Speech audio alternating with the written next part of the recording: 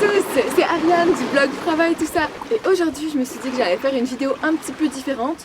Donc en fait c'est une vidéo de discussion où je vous parle un petit peu de quelque chose relié au voyage. Et pour cette première petite capsule là, je me suis dit que j'allais vous parler de mon expérience de fille au pair. Parce que j'entends beaucoup de gens qui veulent être fille au pair, qui se demandent si c'est bien. Je connais des gens qui n'ont pas apprécié leur expérience. Moi j'ai adoré. Et je continue d'ailleurs à être fille au pair, il me reste encore 2 mois à faire. Et je vais vous parler un petit peu des avantages, des inconvénients, parce qu'il y en a forcément, et de ce que ça vous permet de faire d'être fille au pair, ou, je dis fille au pair souvent, mais faut savoir que vous pouvez être un homme et être au pair dans n'importe quel pays. Certains disent que c'est un peu plus difficile de trouver un travail, mais je connais plusieurs personnes qui l'ont fait. Donc, sans plus tarder, on commence cette vidéo. Et désolée si la mer fait trop de bruit, mais je trouvais ça chouette de filmer ici. Ok, alors, premièrement, être fille au pair ou homme au pair, c'est la façon la plus géniale de découvrir comment vivent les gens dans un pays et de passer beaucoup de temps dans un pays. Moi, je pense que c'est vraiment merveilleux de pouvoir vivre un petit peu ce que les gens vivent au quotidien et de voir un pays sous un autre angle qu'un voyage, parce que même quand on voyage et qu'on reste plus longtemps dans un pays, on continue quand même à faire les choses qui sont plus touristiques, les points de vue global. On n'a pas de temps pour aller dans un endroit totalement incongru ou quelque chose comme ça. Et ça, c'est ce que être fille au pair ça permet de faire. Et ici en Tasmanie, j'ai déjà eu l'occasion d'aller dans des endroits qui sont vraiment pas les endroits touristiques classiques. Et c'est absolument génial. Et ça, c'est des opportunités que dont des personnes m'avaient parlé. Ma famille m'avait conseillé, oh tu pourrais aller à cet endroit. Ou même des amis que je me suis fait là-bas qui m'ont dit, oh il y a cet endroit-là qui est super. Donc c'est vraiment une bonne façon de découvrir un pays d'une façon totalement différente de la façon touristique. Ensuite, être fille au pair dans un endroit, ou homme au pair dans un endroit, je vais arrêter de dire toujours fille au pair. C'est une super bonne façon de vous familiariser avec la langue parce que vous êtes obligé de parler anglais ou la langue que vous avez choisie avec les enfants, et c'est difficile de parler anglais avec les enfants, tout dépendamment de l'âge des enfants. Et vous êtes obligé aussi dans votre quotidien d'oublier totalement votre langue maternelle, et donc vous allez progresser beaucoup plus vite. Et une autre façon de progresser beaucoup plus vite, c'est de vous faire des amis là-bas. Et ça, je vais en parler bientôt. Un autre point des avantages d'être au pair dans un pays, c'est que vous restez longtemps, vous pouvez vous faire des amis sur du long terme. Alors quand vous êtes fille au pair, c'est sûr qu'il y a un des désavantages, c'est que vous avez un emploi du temps plus routinier. C'est vrai, c'est routinier, vous travaillez en général 5 jours dans la semaine à peu près, vous avez du temps libre dans vos journées, mais vous avez quand même un horaire à respecter. Et ça peut sembler parfois difficile à des gens qui ont envie de voyager, de partir un petit peu comme ils veulent et d'être plus libres. Mais ça a certains autres avantages. Alors comme vous êtes fille au pair, fille ou homme au pair, pardon, vous allez sûrement rester longtemps au même endroit. Ça vous permet d'essayer des activités qui sont locales ou de pratiquer le sport que vous aimez. Moi je sais qu'en Tasmanie, je fais du volleyball, c'est la meilleure chose à faire parce que vous rencontrez des gens de votre âge, vous vous faites des amis. Vous avez l'occasion d'avoir dans votre semaine une routine sportive où vous sortez de la maison et vous faites d'autres choses, et ça vous permet aussi de rencontrer des gens avec qui vous allez peut-être faire d'autres activités, qui vont vous montrer d'autres choses et qui vont enrichir votre voyage. Donc c'est sûr que si vous partez comme fille au pair, pour que votre voyage soit génial, inscrivez-vous dans n'importe quelle activité de la ville, peu importe ce que vous aimez faire, trouvez-le sur place et ça va juste bonifier votre expérience. Le monte. Ok. Être au pair, ça vous permet aussi d'avoir un premier contact avec le voyage qui est plus facile. Parce que vous êtes logé, nourri, ça c'est un gros avantage. Donc votre argent il part pas aussi vite. Ça vous permet d'apprendre à faire vos épiceries pour voyager. Ça vous apprend à booker de la meilleure façon vos trips, à utiliser les meilleurs transports qui ne vous coûteront pas des tonnes d'argent, à choisir dans quel type d'hôtel vous voulez aller. Souvent des auberges de jeunesse, vous trouvez des moyens moins chers de voyager. Donc vous pouvez expérimenter ça vraiment d'une belle façon en étant fille ou homme au pair.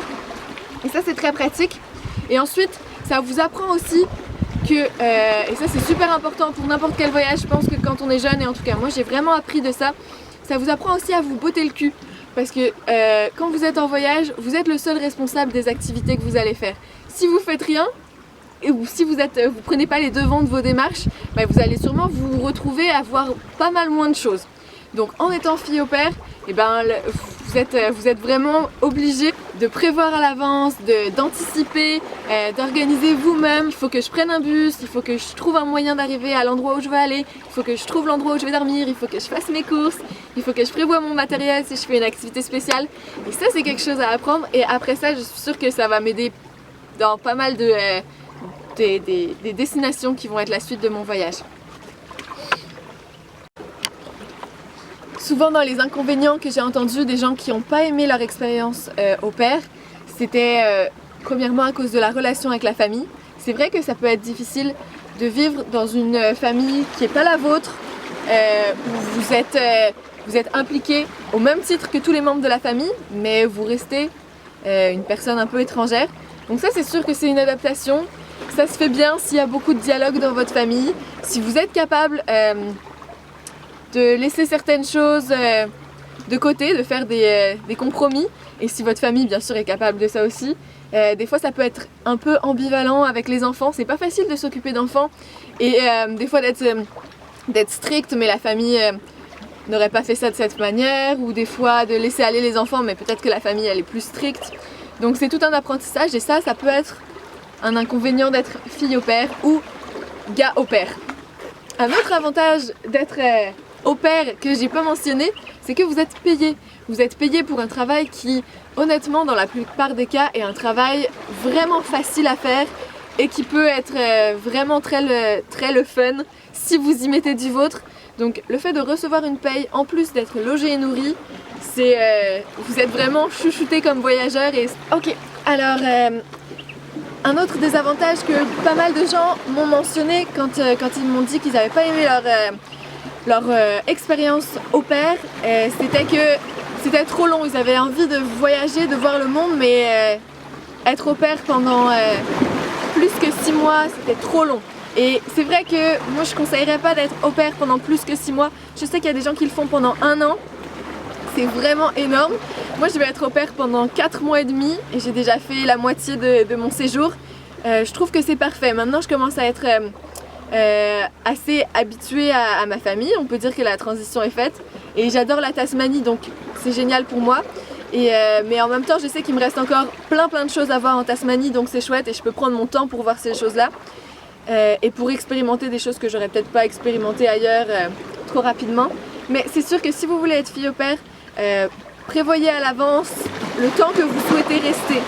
Parce que c'est un petit peu nul, je trouve personnellement, de finir son contrat de fille au pair plus tôt et de dire à la famille, bon bah j'ai envie de partir, j'ai envie de voyager, donc je vous laisse un peu en plan. Souvent les familles ont besoin de vous. Donc prévoyez à l'avance et vous pouvez trouver des contrats de fille au pair de 3 mois, 4 mois, 5 mois. Je pense que ça peut être l'idéal.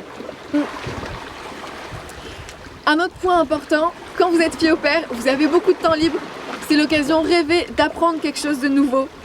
Moi je ne l'ai pas fait encore, mais probablement que je vais essayer de trouver quelque chose comme ça. Trouver un cours de cuisine, trouver un cours de, je sais pas, de n'importe quoi. Trouver des cours de langue, c'est sûr, ça peut être vraiment facile à trouver, peu importe vos intérêts. Trouvez quelque chose qui va vous intéresser et qui va pouvoir vous donner une plus-value après. Donc peut-être une petite job ou avoir une expérience. C'est pas facile de travailler en même temps qu'être fille au pair, c'est même pas souvent recommandé. Mais par contre, rien ne vous empêche de vous former sur un nouveau sujet. Et après, ce sera juste bénéfique quand vous allez retourner dans votre pays d'origine. Vous allez avoir une plus-value géniale et vous allez avoir appris quelque chose dans un autre pays que le vôtre, donc c'est absolument enrichissant. Et voilà, je pense que ma vidéo est finie, j'espère que j'ai fait le tour, j'espère que ça vous aura donné un petit peu envie de partir comme fille au pair ou comme gars au pair, ou que ça vous aura donné un petit peu une autre vision que ce que certaines personnes ont pu vous dire. Voilà, si vous avez des questions, n'hésitez pas à les laisser en commentaire. Vous pouvez aller sur fravatoussa.com qui est mon blog pour voir d'autres aventures et pour voir d'autres articles comme celui-ci ou d'autres vidéos. vous pouvez vous abonner à la chaîne YouTube.